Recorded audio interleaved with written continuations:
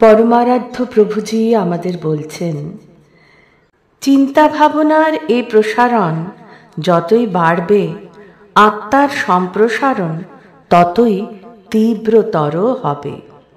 স্বার্থপরতা, ঘৃণা, বিদ্বেষ, ঈর্ষা, শঠতা, নিষ্ঠুরতা ততই কমতে থাকবে।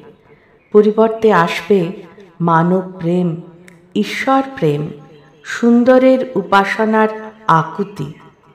যা শুভ, যা ভালো, যা শাশ্বত, তাকে ধরার, তাকে জানার সুতীব্র ইচ্ছা মনকে আলোড়িত করবে।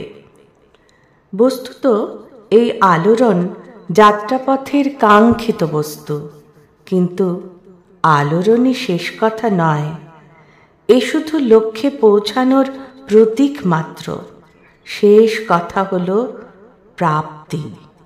যার জন্য আলোড়ন, সে আলোড়নের উত্তর।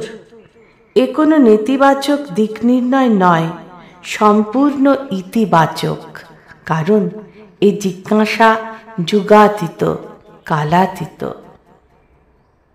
পরমারাধ্য প্রভুজিকে আমার অনন্ত প্রণাম।